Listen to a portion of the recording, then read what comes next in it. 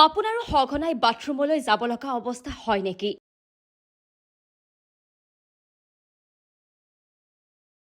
খুব ঘনে ঘনে আপোনাৰো প্ৰস্ৰাৱ হয় নেকি?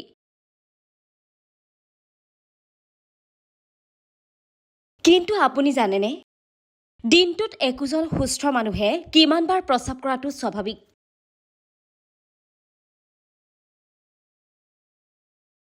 শৰীৰ সুস্থ নে অসুস্থ সেই কথা প্ৰস্ৰাৱৰ দ্বাৰা জানিব পৰা যায়। প্ৰস্ৰাৱৰ ৰং বা তাৰ গোন্ধই আপোনাক কেইবাটাও কথাৰ প্ৰতি সচেতন কৰি তোলে। ইয়াৰ অৰ্থ হ'ল শৰীৰটো ভাল বা বেয়া, ইয়াকো জানিব পাৰি। কিন্তু আটাইতকৈ গুৰুত্বপূৰ্ণ কথাটো হ'ল যে এজন মানুহে দিনটোত কিমানবাৰ প্ৰস্ৰাৱ কৰিব লাগে।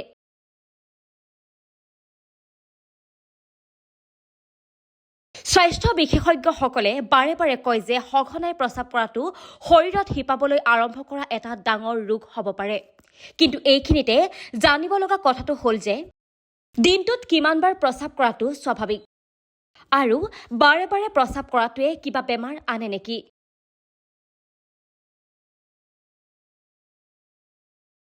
স্বাস্থ্য বিশেষজ্ঞৰ মতে একোজন প্ৰাপ্তবয়স্ক আৰু সুস্থ ব্যক্তিয়ে দিনটোত 3ৰ পৰা 3.5 লিটাৰ পানী খাব লাগে। প্ৰতি 4 ঘণ্টাৰ মূৰে মূৰে প্ৰস্ৰাৱ কৰাটো স্বাভাৱিক বুলি গণ্য কৰা হয় যদিও কেইবাজনো ৰোগীৰ স্বাস্থ্যৰ ওপৰত নিৰ্ভৰ কৰি দিনটোত 5ৰ পৰা 6 বাৰ প্ৰস্ৰাৱ কৰাটো স্বাভাৱিক বুলি গণ্য কৰা হয়। অৱশ্যে 8ৰ পৰা 10 বাৰ প্ৰস্ৰাৱ কৰাটো একেবাৰে স্বাভাৱিক লক্ষণ নহয় বুলি বহু স্বাস্থ্য বিশেষজ্ঞই জানিবলৈ দিয়ে।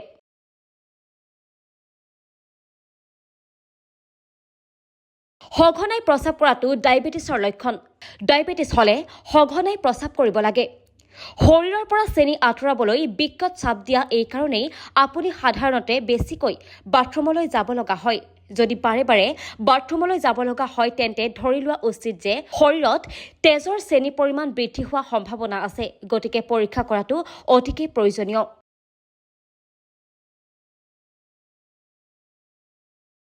ইয়াৰ উপৰিও সঘনাই প্ৰস্ৰাৱ কৰিলে বৃক্কৰ সমস্যাৰ ইংগিত পোৱা যায়। বৃক্কৰ কাম হ'ল ফিল্টাৰ কৰা।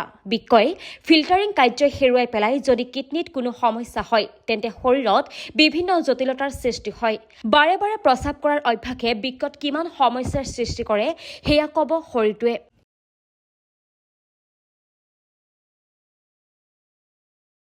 UTI অৰ্থাৎ ইউনিটাৰী ট্ৰেক্ট ইনফেকশ্যনৰ ক্ষেত্ৰত সঘনাই প্ৰস্ৰাৱ কৰা দেখা যায়। প্ৰস্ৰাৱৰ সময়ত পেটৰ তলৰ অংশত জ্বলা প্ৰস্ৰাৱৰ কম্পাংক মূত্ৰাশয়ৰ সমস্যা তেতিয়াহে বুজিব পাৰি যেতিয়া প্ৰস্ৰাৱৰ সমস্যা বৃদ্ধি পায়।